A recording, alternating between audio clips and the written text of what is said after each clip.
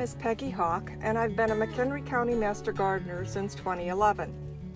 Our project began as a vision by the Nunda Township Supervisor, who had residents appealing to him for food assistance.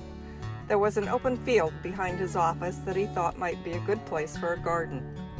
He contacted the Northern Illinois Food Bank, the County Health Department, the local food pantry, scout troops, and the Master Gardeners.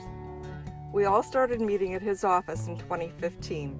We grew our first crops in 2016. By 2018, we no longer needed the Northern Illinois Food Bank or the Crystal Lake Food Pantry support and had expanded the garden to 14 4 by 50 foot rows, a 22 by 40 foot pollinator bed, and a 22 foot by 48 foot growing bed.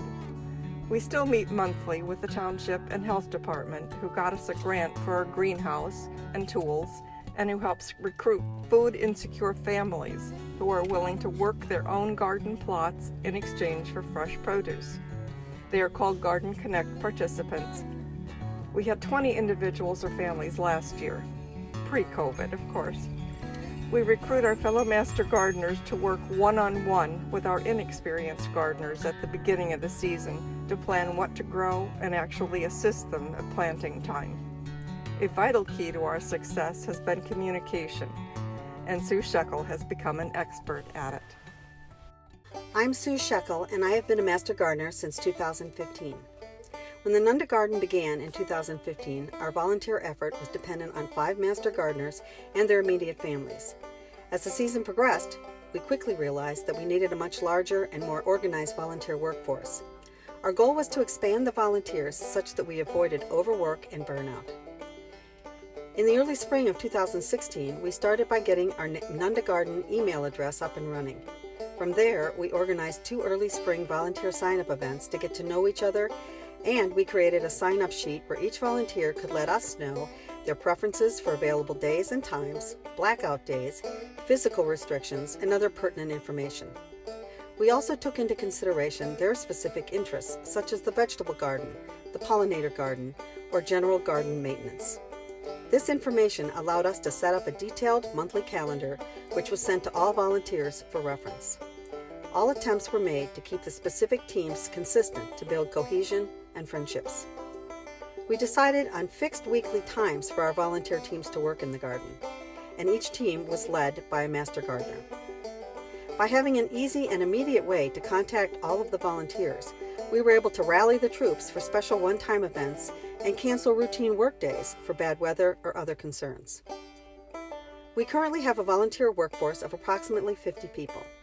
The volunteers include Master Gardeners, people from our surrounding communities, scout groups, and students.